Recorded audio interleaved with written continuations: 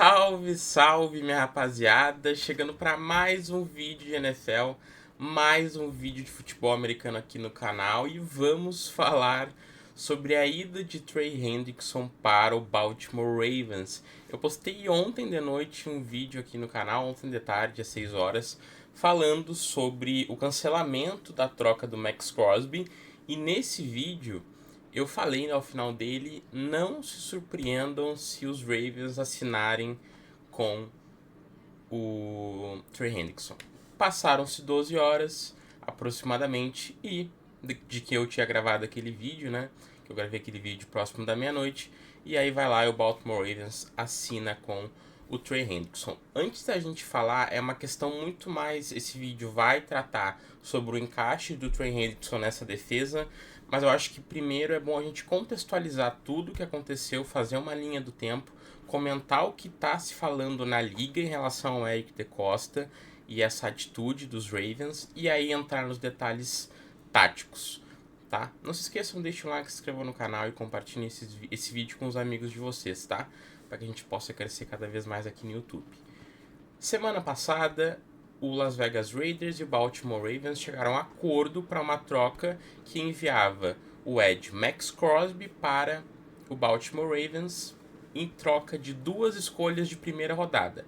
A escolha número 14, se eu não me engano, do draft desse ano, do Baltimore Ravens, e a escolha de primeira rodada do draft de 2027. Então, 2 piques de primeira rodada em troca de Maxx Crosby. Ontem, o Maxx Crosby viajou para Baltimore para realizar os exames médicos. E aí é importante a gente dizer aqui uma coisa, gente. Eu postei vídeo no canal, os reportes foram feitos, então os insiders já tinham dado a troca basicamente como certa. Só que para uma troca acontecer na NFL, primeiro, tu precisa passar nos exames médicos e segundo, a liga precisa entrar no novo ano. O que isso significa? A liga só ia entrar no ano novo dela hoje, dia 11 de março. Então, o que eu quero dizer com isso? Vou tentar explicar de uma maneira mais simples. O ano novo para nós, seres humanos normais, começou no dia 1º de janeiro. A NFL terminou depois do Super Bowl em fevereiro, ou seja, o ano dela não acaba igual o nosso dia 31 de dezembro. O ano novo da NFL sempre começa no meio de março. Então, hoje, dia 11 de março, é o ano novo da NFL. Hoje as equipes começam a poder oficializar as trocas, oficializar as negociações de contrato. Então, por exemplo, todas aquelas negociações de contrato que eu trouxe nos vídeos de segunda e de terça podiam não acontecer. Os jogadores podiam dar para trás, os times podiam dar para trás, algum time podia vir e dar uma oferta melhor, porque ainda não é nada oficial, ainda não está assinado e repassado à liga que aquele jogador é de determinado time, porque não pode ser feita essa oficialização a partir que isso é permitido no primeiro dia da liga, né? Que seria o ano novo, como o pessoal brinca. Então hoje, dia 11 de março, é o ano novo da NFL, começa a temporada de 2026 oficialmente, os times podem oficializar trocas, novos contratos e etc. Então, essa troca só poderia ser oficializada hoje. A partir de hoje, eu imagino que o Baltimore Ravens ia abrir o seu ano novo da NFL entregando um presente para a torcida, que era o Maxx Crosby. Mas aí, ontem, saiu a notícia que a equipe estava dando para trás, cancelando a ida do Maxx Crosby por conta de problemas médicos. O Maxx Crosby perdeu jogos na temporada passada e fez uma cirurgia no início do ano para reparar um problema no menisco dele. E já quando isso foi anunciado, diversos reportes falavam dos times indignados com o Eric DeCosta, que ele estava agindo de má fé e que não era para se surpreender se eles assinassem com o Trey Hendrickson. O que os times querem dizer é basicamente, o Eric DeCosta viu que tinha pago mais caro do que deveria, viu que 2 escolhas de primeira rodada eram um valor muito alto, viu que o contrato dele não era barato e tinha a oportunidade na free agency de pegar um cara com um contrato mais barato, que não é do mesmo nível, mas ainda assim é muito bom, sem gastar picks de draft. E foi o que ele fez. Então os times estão acusando isso. Dá pra dizer que isso é verdade? Gente, eu não tenho como dizer isso. Eu falei no vídeo de ontem que ia ficar estranho. Realmente fica estranho.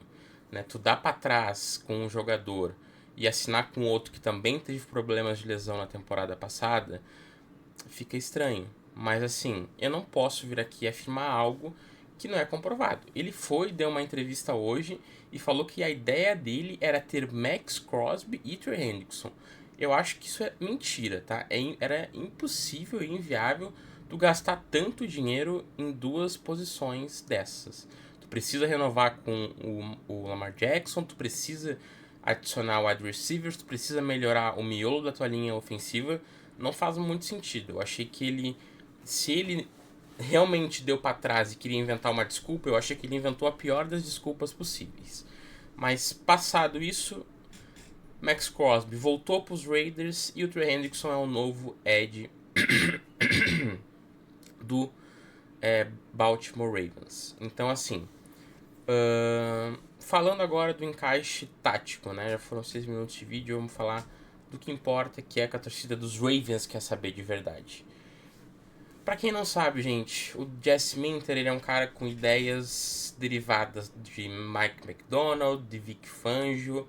Então, ele baseia os seus fronts de maneira muito múltipla, gosta muito de coberturas em zona mais recuada, com safeties mais profundos.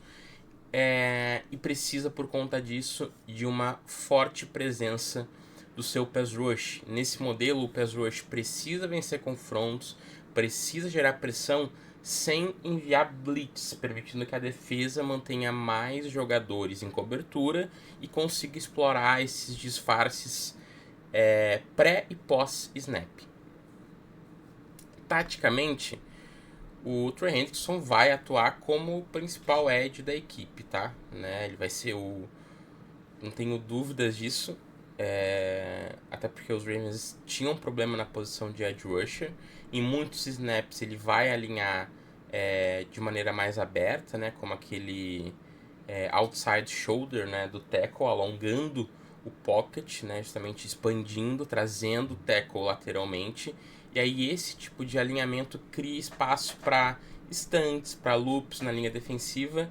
E isso potencializa o impacto de outros jogadores de miolo, principalmente como o Madbuik, que é um dos principais jogadores dessa linha defensiva.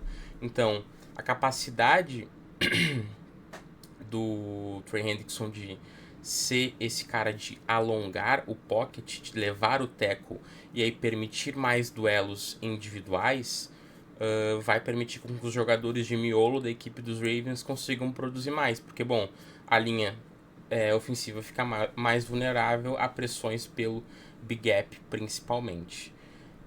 A presença dele também facilita essas questões de pressões simuladas, então, que é uma das marcas dessas defesas, dessa árvore tática, que inicialmente tu mostra que tu vai enviar uma blitz com o Roquan Smith, por exemplo, né, o principal linebacker dessa equipe, pressionando ali o A-gap, por exemplo, e aí tu obriga a linha defensiva a ajustar a proteção. Então, às vezes, tu tem que trazer mais jogadores pro meio da linha ofensiva, porque tu acha que vai vir uma blitz pelo meio. E aí, quando sai o snap, o Roquan Smith recua pra cobertura. E aí tu tem uma situação em que o Trey Hendrickson tá isolado contra o tackle. Tu conseguiu abrir um contra um. A gente vai ver muito isso. O Jesse Minter gosta muito dessas pressões simuladas, gosta muito de deixar os seus edge rushes isolados. Sim, o Jesse Minter gosta muito de variações, gosta muito de disfarces pré e pós-snap, gosta muito de variar os fronts dele e de pressões simuladas. Ele gosta de ter um pass rush forte e físico. E a secundária, obviamente, sempre se beneficia desse tipo. Eu gosto de dizer que a defesa ela é muito interligada. A partir do momento que o teu pass rush melhora, tu está melhorando a tua secundária.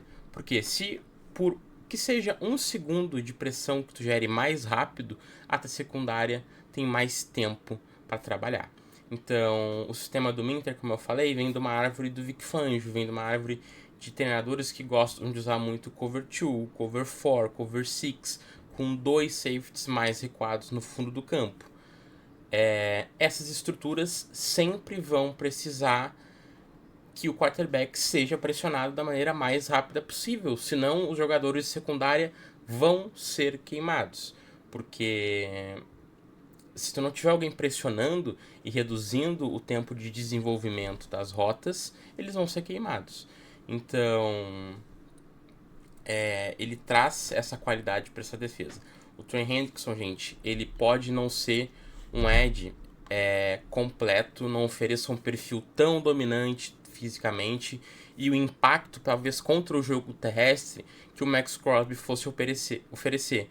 Mas ele traz um elemento essencial para o Jesse Minter, que é a capacidade de gerar pressões, de finalizar jogadas e de conseguir sacks sem precisar mandar blitz o tempo inteiro. Então, em termos táticos falando, isso permite, né, que na teoria que o Jesse Minter consiga executar o seu plano defensivo da maneira que ele gostaria. Só para trazer um número para vocês, mostrando, ele pode não ter esse perfil físico dominante, não ser tão bom contra o jogo terrestre, não ser tão completo, mas ele é um cara muito bom, é um pass rusher muito bom, ele tem um primeiro passo muito explosivo, é um cara muito técnico, ele tem um speed to power e counters muito bom que dificultam os bloqueios dos tackles. Então, desde 2020, Myles Garrett tem 95 sacks, absurdo, todo mundo sabe que talvez seja o melhor jogador da NFL. Para mim, o Myles Garrett é o melhor jogador da NFL. Depois a gente tem o TJ Watt com 80.5. E em terceiro lugar, desde 2020, a gente tem Trey Hendrickson com 74.5. E aí em quarto lugar vem o Micah Parsons com 65. Ou seja, desde 2020 ele é o terceiro edge com mais sacks, tendo 10 sacks a mais do que o Micah Parsons e apenas 5 sacks a menos que o TJ Watt. Então, assim, é um jogador de muito bom nível em relação ao pass rush. É uma adição que combina muito com o esquema do Jesse Minter e que tem tudo para dar muito certo. Tem todas essas questões relacionadas à troca do Max Crosby. Fica uma situação delicada, uma situação chata. Não sei como é que os times vão encarar daqui para frente negociações com Eric DeCosta e com o Baltimore Ravens. Mas, gente, eu não posso chegar aqui e dizer o que aconteceu, porque eu não sei. O que eu sei é que o Max Crosby não passou nos exames do Baltimore Ravens. Se ele não passou, eu tenho que acreditar nisso. Então, acho que fica estranho? Acho. Mas eu posso só ficar no achismo. Eu não vou chegar aqui e gravar um vídeo dizendo que foi planejado, porque eu não tenho fontes, eu não tenho confirmações de que foi. Então, o que eu posso fazer é fazer a análise tática do que aconteceu e trazer essa possível especulação e o que os GMs estão pensando ao redor da liga. Certo, gente? Espero que vocês tenham gostado do vídeo. Não esqueçam de deixar um like, por favor. Se inscrevam no canal. A gente bateu a marca de 300 inscritos, então muito obrigado. Eu sei que é pouco, mas pra mim significa muito. Então, vamos indo. Trabalho de formiguinha, a gente vai crescendo de pouquinho em pouquinho. Também sigam a página no Twitter, o link tá na descrição desse vídeo, tá, gente? Um abraço, valeu e tchau!